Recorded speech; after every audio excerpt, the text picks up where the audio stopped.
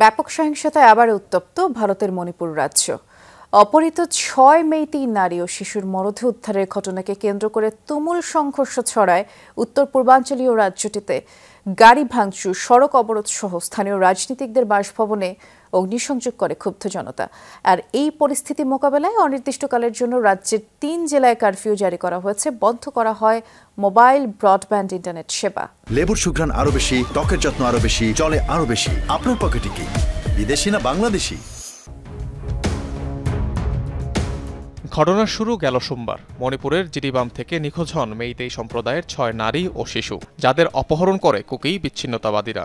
শুক্রবার সন্ধ্যায় উদ্ধার করা হয় তাদের মরদেহ। এ ঘটনার পর থেকেই উত্তপ্ত উত্তর পূর্বাঞ্চলীয় রাজ্যটি। প্রতিবাদে তুমুল বিক্ষোভ হয় প্রাদেশিক রাজধানী ইম্ফল সহ বিভিন্ন স্থানে। মন্ত্রী এবং বিধায়কদের বাড়ি অবরুদ্ধ করে চলে বিক্ষোভ। ছোড়া হয় ইটপাটকেল, এক পর্যায়ে আগুনও দেয় বিক্ষোভকারীরা। নিরাপত্তায় নিয়োজিতদের সাথে হয় তুমুল সংঘর্ষ। মূল সড়কগুলোতে টায়ার জ্বালিয়ে অবরোধ করেন আন্দোলনকারীরা। অগ্নিসংযোগ ও ভাঙচুর করা হয় বেশ কয়েকটি যানবাহন। এ সময় আটক করা হয় অন্তত ২৩ জনকে।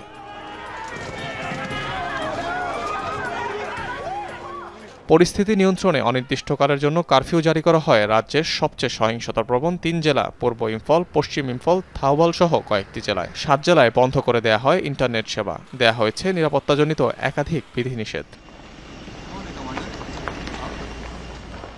কুকি ও মেইতেই সম্প্রদায়ের মধ্যে জাতিগত দ্বন্দ্বের জেরে কয়েক মাস ধরে উত্তাল মণিপুর। গেল বছরের মে থেকে চলতি মাস পর্যন্ত সহিংসতায় প্রাণ হারিয়েছেন ২৫০রও বেশি মানুষ। বাস্তুচ্যুত মিয়ানমার সীমান্ত ঘেঁষা রাজ্যটির প্রায় ৬০,০০০ বাসিন্দা। অনিক রহমান, যমুনা নিউজ।